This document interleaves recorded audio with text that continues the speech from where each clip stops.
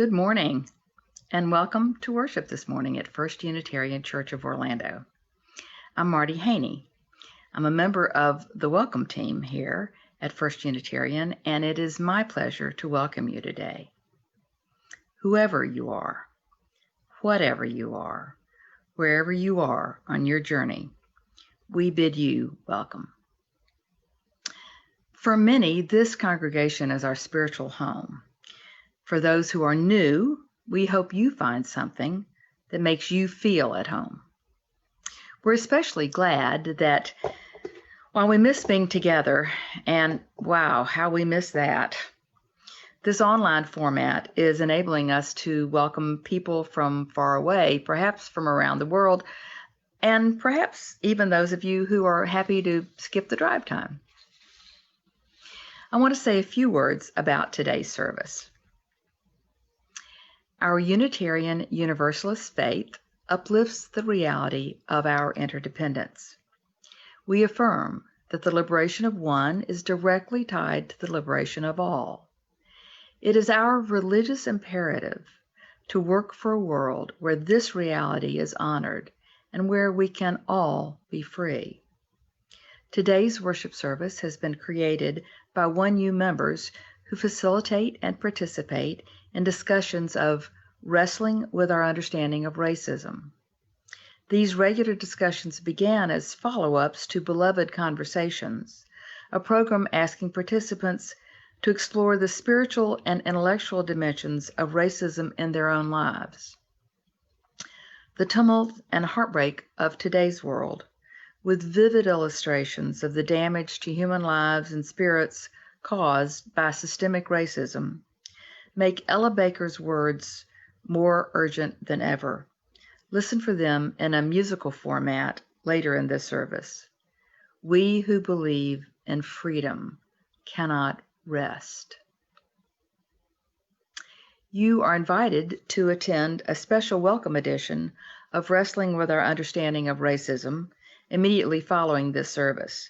This week we will discuss white privilege, unpacking the invisible knapsack. And a link will be posted at the end of the service. Also, if you'd like more information about our congregation, you can go to orlandouu.org, or you can email welcometeam@orlandouu.org, and we'll be happy to get to know you. Today after worship at 11:30, we have two other online events. Informal fellowship to gather with each other and catch up and chat for about 20 minutes in small breakout rooms, or we have our weekly welcome center for those who are new to our church or faith and want to know more. Join us for a time of conversation. Each of these events has a separate Zoom link, which will be shown at the end of this worship service. About 13 years ago, I sort of tiptoed into First Unitarian. I was looking for something, and I found it here. These 12 years have been among the richest and most affirming years of my life. And because I want many, many others to find what I have found, it's important to me to financially support the many ministries of this church. If you would like to make an offering to First Unitarian, please go to orlandouu.org, click on the donate button in the upper right-hand corner, or you may send a text, or you may send a check. And thank you. Now, before we begin our worship service, we have a special announcement from the Reverend Kirsten Hamlet Allen. Hey there, 1U friends. I am here with some very exciting news to celebrate with you. Our Board of Trustees has officially given the go-ahead for us to build our all-user restrooms as a part of our sanctuary renovation. Woo! Thanks so much for your incredible support and generosity. We will now be able to create an even more welcoming and inclusive space for our congregation and anyone who visits our campus. The renovation to create 4 gender-neutral, ADA-compliant, and accessible family-friendly restrooms will improve access, comfort, and safety for so many members of our community. And it's an amazing step in our ongoing efforts to be a spiritual home that honors the needs of all bodies and lives our values in all aspects of our collective life. Although the board felt like we raised enough funds to go ahead with the project, we are still collecting money to get even closer to our financial goal. The more money we collect, the more accessible our space can become. So if you haven't had a chance to contribute yet, or you'd like to give even more, please do. Donations of any amount are welcome and needed. You can give by sending a check to the church office or through our website. Be sure to designate Capital Campaign and Accessibility Project with your donation. I want to especially thank Alan and Sue Ellen and Dan, my fellow members of the task force, our communication and fundraising team of Karen, Joan, August, and John, the sanctuary renovation team, and members of our board of trustees. We are all so grateful for your work, your willingness to pivot quickly, and your vision of what is possible for this congregation. Finally, I want to be sure to thank Ari Dennis for their consulting on this project and willingness to share their knowledge and personal experience as we weighed our options. Look out for more soon as we plan to do some additional learning and education, continuing the ongoing work of expanding our welcome and widening the circle of inclusion. I'm proud of us, First Unitarian. Let's celebrate this win. Thank you, Reverend Kirsten. Now, let us gather in worship in song. Our entering hymn is Enter, Rejoice, and Come In, number 361 in the gray hymnal.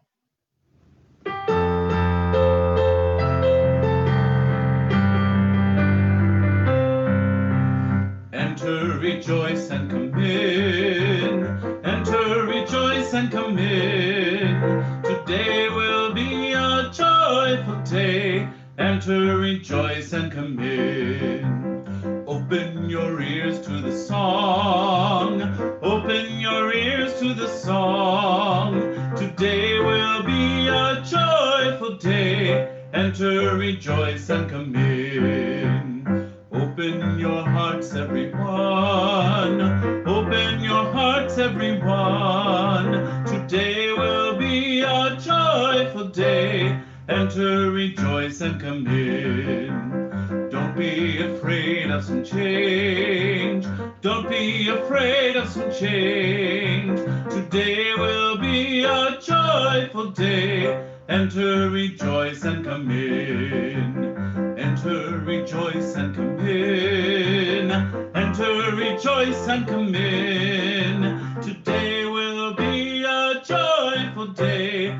Enter, rejoice, and come in. Hello, I'm Charlotte Kendall, a member of the church's Wrestling with Racism Task Force. We witness and mourn the murder of people of color. We affirm Black Lives Matter. Join Wrestling with Racism participants as we acknowledge white supremacy and white fragility. In the Unitarian Universalist tradition, we begin our time together by lighting a chalice, a symbol of our faith. Please join me in saying the words.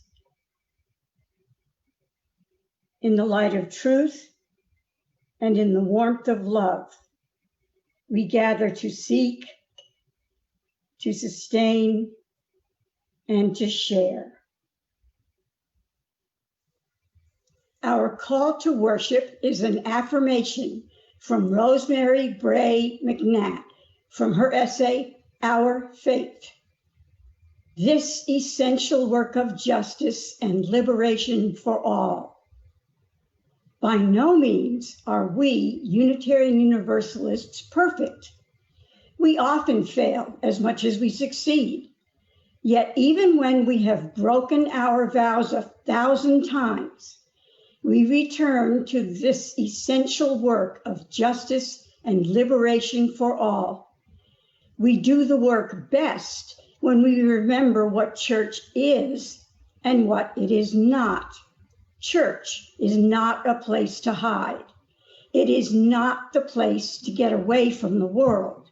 It is not a place where we get to pretend that the lives we live and our particular situations are not terribly complex, often confusing, and sometimes depressing.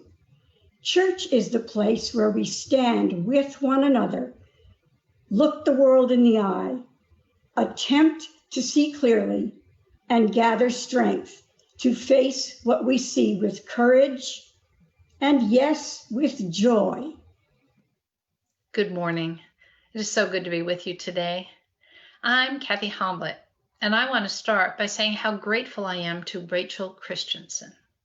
She was our ministerial intern in 2015 and was responsible for bringing Beloved Conversations, a program in anti-racism work from the FOZ Collaborative in Chicago, to our congregation here in Orlando. This was a fresh opportunity for us to focus on social justice and anti-racism work specifically. We were invited to explore the spiritual and intellectual dimensions of racism in our lives. It was hard work. Our learning included how developing skills and habits of an anti-racist mind helps everyone, those in dominant groups, as well as those who are targets of oppression, heal from the wounds of racism. I'd say about 25% of our congregation has completed the program over the years. And as an update, I will mention that there's a virtual format of Beloved Conversations being developed now and will be available in the fall. The challenges of Beloved Conversations allowed me and others to explore our own journeys around racism, understanding white privilege, and generations of institutional and systemic racism, and it revealed gaping holes in education and experiences. This was so powerful and humbling for me, and it began a spiral of learning that continues to influence my reading, my viewing, my conversations, and my relationships. I have so much to learn, and I need to continue practicing and developing my skills. Wrestling with our understanding about racism is a monthly venue for continuing just those kind of conversations and a place to practice our skills, which resulted directly from our commitment to Beloved Conversations. You'll hear more from Ellen later in the service about how you could be part of that group. This is a chance to remind ourselves that we are not alone in these confusing and troubling times and in this hard work that our faith calls us to do. With others, we can share support, resources as we continue to learn and evolve, to discover our imperfections and our misunderstandings, and work to transform ourselves and our world. This is important and difficult spiritual work, and I am so grateful for the opportunities and support that 1U has provided and continues to provide. Now, some of us are ready for more than learning and discussion. We're eager to be involved in direct action. We also seek the chance to build relationships, to learn through experience, and to show our compassion. As UUs, we have a reputation for showing up to witness for justice. We side with love. This congregation and the Unitarian Universalist Association continue to find ways to help us provide practical and important resistance and support as we learn to decenter whiteness and support Black lives. You know, recently 1U put a Black Lives Matter banner up on the campus as a visible way to let the community know that of our commitment to anti-racism. Our congregation has a sanctuary on a very busy street here in Orlando, and that sign looked terrific. Well, I am sad and angry to say that it has been stolen. While putting up a Black Lives Matter banner is an important symbol of our support, we acknowledge it's just one small step one that isn't even particularly risky for us. But we do this in support of the people and families who are taking great risks. Risks as they attempt to move through their lives day by day, battling systemic institutional racism in so many forms. My hope is that we will replace the banner as often as we need to, and that we will continue to do the work and stand behind the values that are implicit in that banner. That is the call of our Unitarian Universalist faith. In the words of Ella Baker, we who believe in freedom cannot rest. Good morning, everyone. I'm Sarah Gray, religious educator here at First Unitarian Church of Orlando. Today, we'll be reading a story called Black is a Rainbow Color. Our story, in the words of its author, Angela Joy, in her author's note, was written to help promote the understanding that Black is not just a skin color, it's a culture. The word Black comes with a lot of historical baggage. In her story, Joy intends to present, and I quote, all that is beautiful, loving, and strong about Black. Join me as we celebrate this beauty, joy, and love in our story today. Black is a Rainbow Color, written by Angela Joy, illustrated by Akua Holmes. Red is a rainbow color. Green sits next to blue. Yellow, orange, violet, indigo, they are rainbow colors too. But my color is black, and there's no black in rainbows. Black is a crayon, tangled in a box. Black is a feather on white winter snow. Black is the dirt where sunflowers grow. My color is black. Black are the braids in my best friend's hair. Black are the bottoms of summertime feet. Black are soft circles that spin down the street.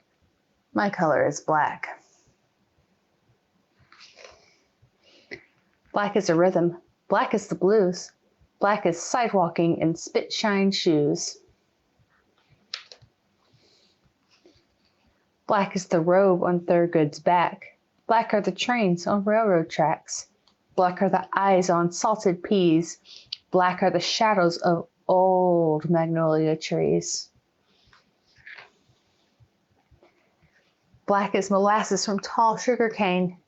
Black is soft singing, hush now, don't explain. Black is the skillet for bread to fry. Blacks are dreams and raisins left out in the sun to die. Black is the color of ink staining page. Black is the mask that shelters his rage. Black are the birds in cages that sing. Black is a color. Black is a culture. Black is history. Black is family. Black is memory. Black is community. Black is the love that lives inside of me. My color is black. Black are the stones bearing witness to prayer. Black is the faith in a freedom not seen. Black was the man who gave the world his dream. Black is a color. Black is a culture. Black is the heart of a candle in flame. Black is the power of movement in pain. Black are the branches that carry my name, weaving, wrapping, lifting, laughing, hoping, grasping, quiet, strong. Our color is black. So you see, there is no black in rainbows, no black in green or blue. But in my box of crayons, black is a rainbow too.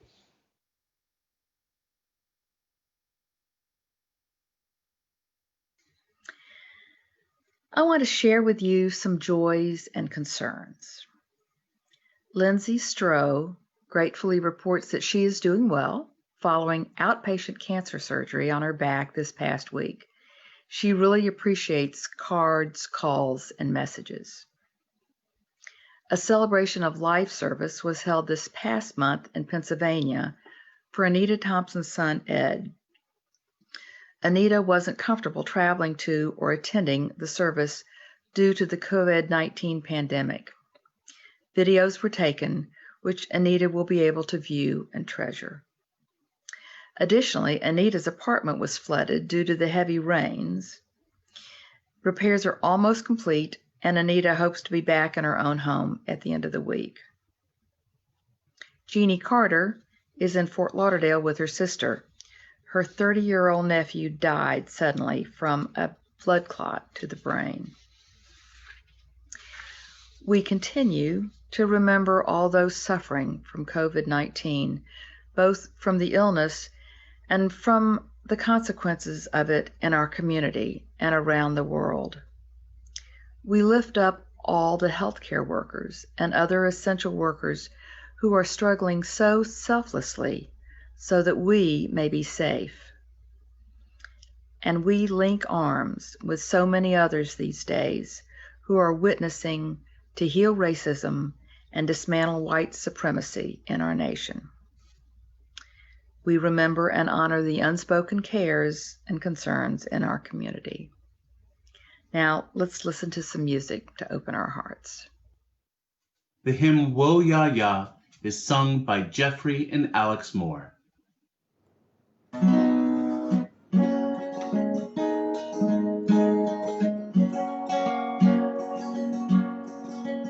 We are going, heaven knows where we are going, but we know within, and we will get there. Heaven knows how we will get there, but we know we will. It will be hard, we know, and the road will be muddy and rough, but we'll get there. Heaven knows how we will get there, but we know we will. Oh ya ya, oh ya ya, oh ya ya, oh ya ya. We are going, heaven knows where we are going, but we know within, and we will get there. Heaven knows how we will get there, but we know we will. It will be hard, we know, and the road will be muddy and rough, but we'll get there. Heaven knows how we will get there, but we know we will. Oh ya ya, oh ya ya, oh ya ya, oh ya ya, oh ya ya, oh ya ya, oh ya ya, oh ya ya, oh ya ya.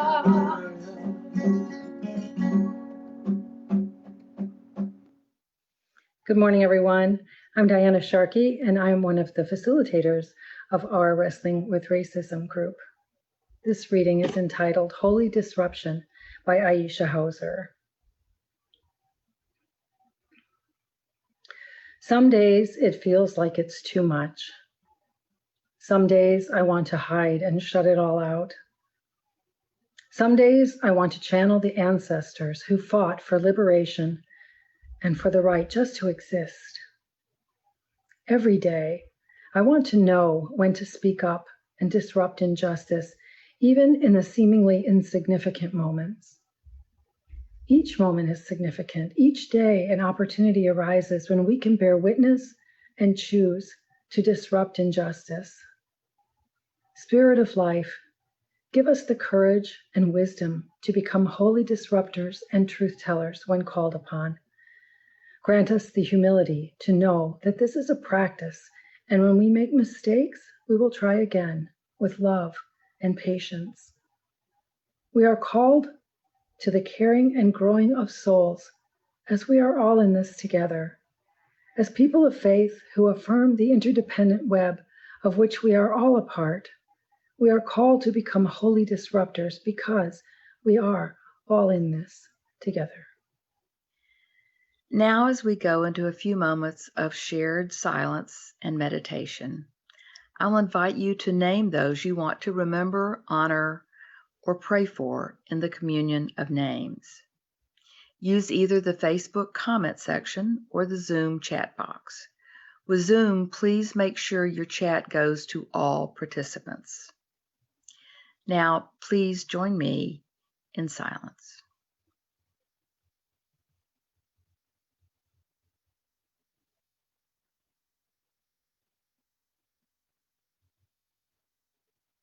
Amen, and blessed be. The Chalice Choir is singing Ella's Song by Sweet Honey in the Rock.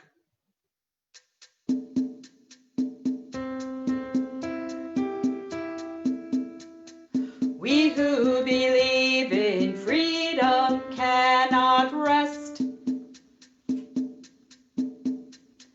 We who believe in freedom cannot rest until it comes. We who believe in freedom cannot rest. We who believe in freedom cannot rest until it comes. Until the killing of black men, black mothers' sons is as important as the killing of white men, white mothers' sons. That which touches me most is that I had a chance to work with people, passing on to others that which was passed on to me. We who believe in freedom cannot rest. We who believe in freedom cannot rest until it comes. To me, young people come first. They have the courage where we fail. And if I can but shed some light as they carry us through the gale, the older I get, the better I know that the secret of my going on is when the reins are in the hands of the young who dare to run against the storm. We who believe in freedom cannot rest. Sing it with us now. We who believe in freedom cannot rest until it comes. Not needing to clutch for power, not needing the light just to shine on me. I need to be one in the number as we stand against tyranny. Struggling myself don't mean a whole lot. I've come to realize that teaching others to stand up and fight is the only way our struggle survives. We who believe in freedom cannot rest. We who believe in freedom cannot rest until it comes. I'm a woman who speaks in a voice, and I must be heard. Sometimes I can be quite difficult. I'll bow to no man's word. Oh, we who believe in freedom cannot rest. We who believe in freedom cannot rest until it comes.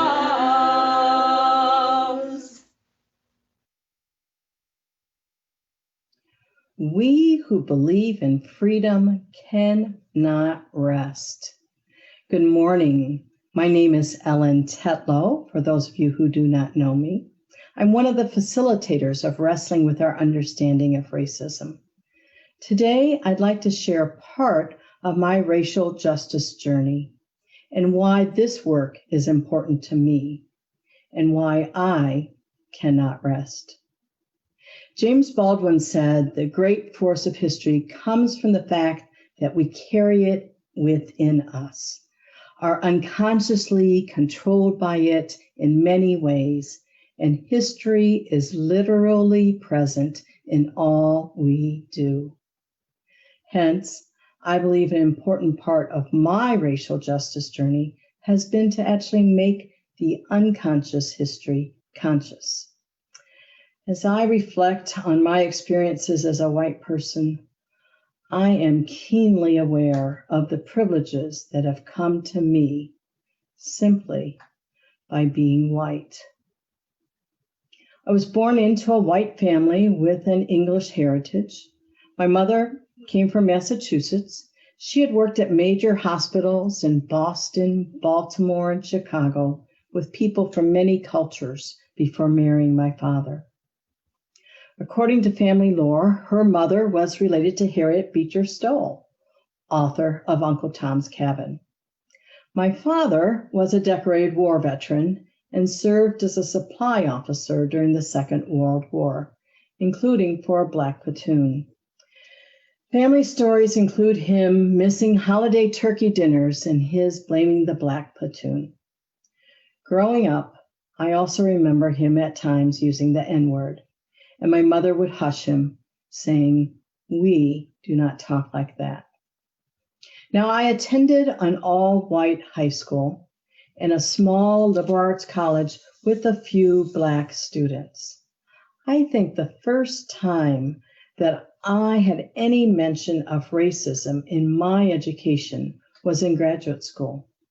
I have this vague memory of a 1.5-day long racism awareness workshop. And I know in that workshop, I said things like, "I am colorblind. I don't see race. I've had black friends."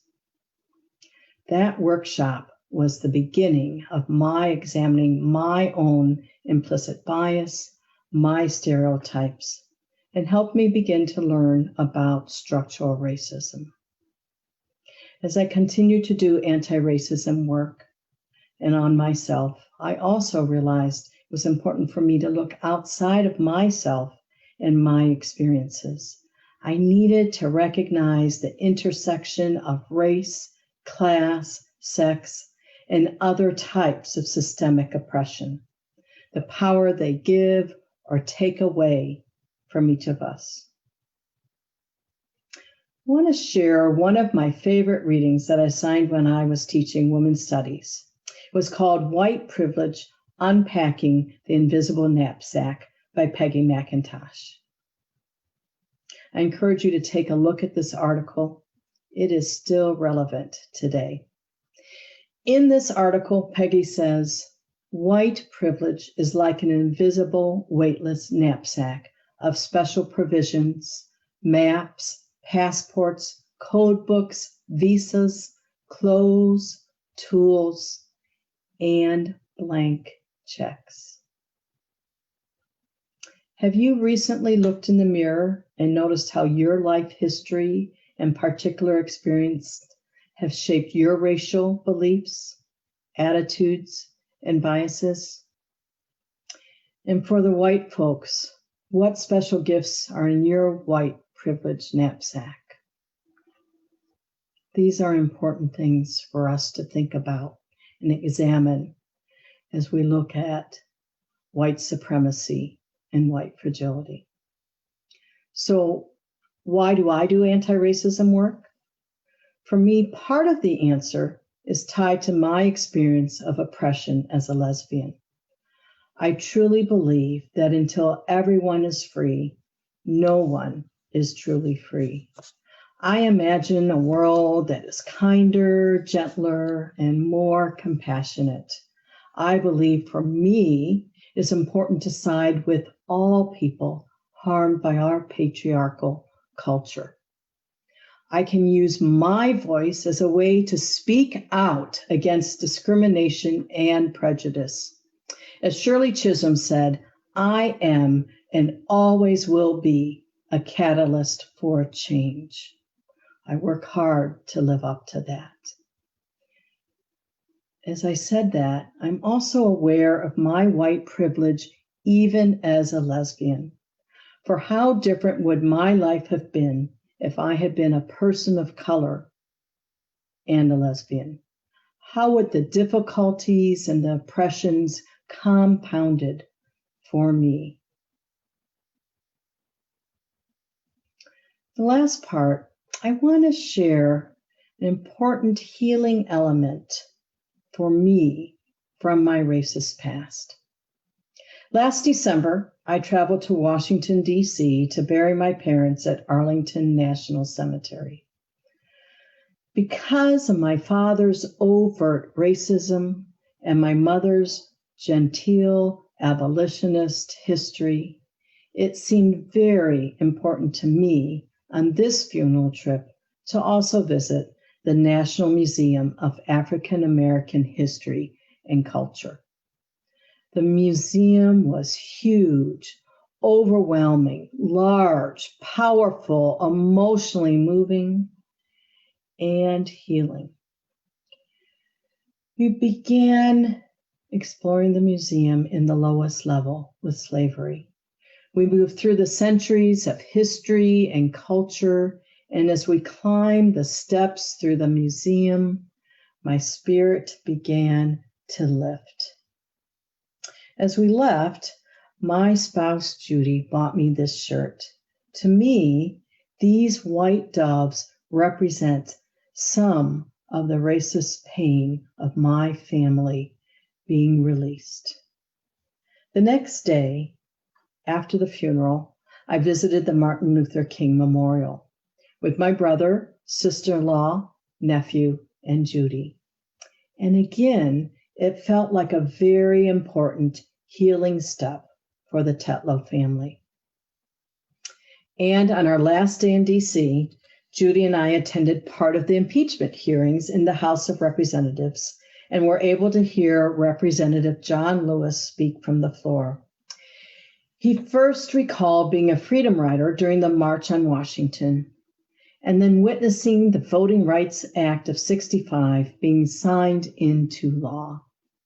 He told the House those days were full of joy, hope, excitement, unlike the day of the impeachment vote.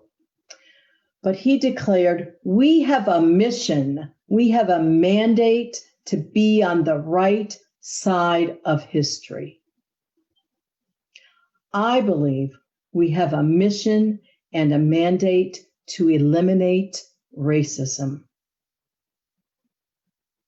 My racial justice journey continues, and I want to commit to you, first, to continue to unpack my unconscious knapsack, and second, to continue to be an engaged racial justice activist. Black Lives Matter. This spring, Wrestling with Our Understanding of Racism sponsored a common read for the book White Fragility. Now, I'd like to share a short video by the author of White Fragility, Robin DiAngelo. In this video, she debunks some of the common myths white people tell about race. To be white in so many ways is to be raised to be functionally illiterate on the topic of race. I am white, and part of being white is that I was not raised to see myself in racial terms. I mean, I understood that somebody had race, but not really me. To be white is to see oneself outside of race, to see oneself as a unique, special individual, exempt from the forces of socialization.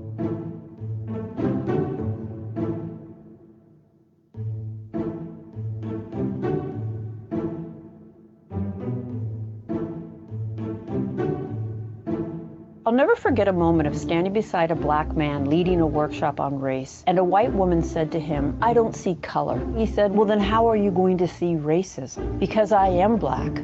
I do think you know that, and I have a different experience than you do. And you're not going to be able to understand that, and you're not going to be able to support the parts of that experience that are really painful and problematic if you refuse to acknowledge my reality." I don't see color is really a way of saying I refuse to acknowledge your reality.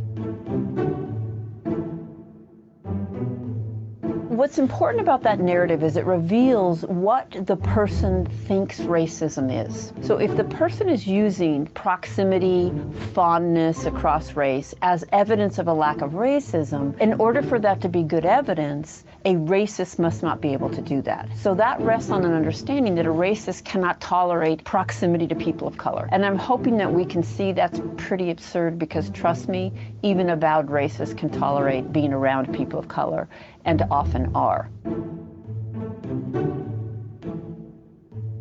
You cannot talk about any other issue without talking about how race informs that issue. And when someone says it's about class, that tends to function as a way to get race off the table.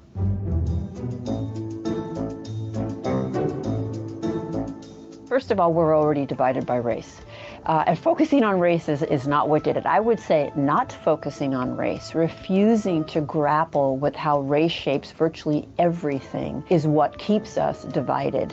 And that is a very white narrative. All of those narratives function to get race off the table, close the exploration, exempt the person from any further engagement, and protect the racial hierarchy and the white position with it, which is an unequal hierarchy. The challenge I want to offer my fellow white people is changing the question from if to how.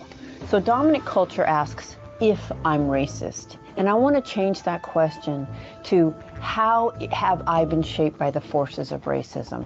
How is racism manifesting in my life? Because it circulates 24/7, 365. None of us can be, and none of us were exempt from its forces.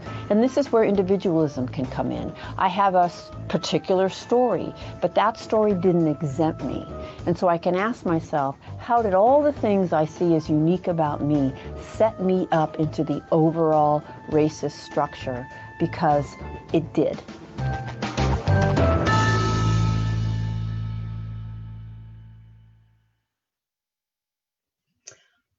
I hope this service has challenged you to continue to value the inherent worth and dignity of every person, to seek justice, equity, and compassion in human relations, and to work for peace, liberty, and justice for all in our world community. My friends, we cannot rest. So how can you continue your racial justice journey? We have some ideas for you. We've also shared them in the weekly update. 1, you can join our Wrestling with Understanding of Racism. We meet this first Sunday of every month. We have a special meeting after our service today. You could join our email list. We will send out articles and information. To do that, contact me at ellen.tetlow@gmail.com. Next, you could join our 1U Wrestling with Racism Facebook group, open to all at 1U. Or join the 21-day Racial Equity Habit Building Challenge on our Facebook page beginning August 1st. If you like to read, our next common read will be in September. We will read and discuss how to be an anti-racist. And if you want to learn more about unpacking the invisible knapsack, I suggest you take a look at that article. The link is available in the weekly update. The article is by Peggy McIntosh. It is time for us to extinguish our chalice. Please join me in saying the words. We extinguish this flame, but not the light of truth, the warmth of community, or the fire of commitment. These we carry in our hearts until we are together again. Go now with justice and courage in your hearts. And remember, we haven't just been to church, we are the church. And when we are the church, we who believe in freedom cannot rest. Our postlude today is Lift Every Voice and Sing, also known as the Black National Anthem. The video we're using is a collection of African-American opera singers, those who are just at the collegiate level, many who are currently professionals at the Metropolitan Opera, and some retired singers. Their voices are powerful and the message is strong.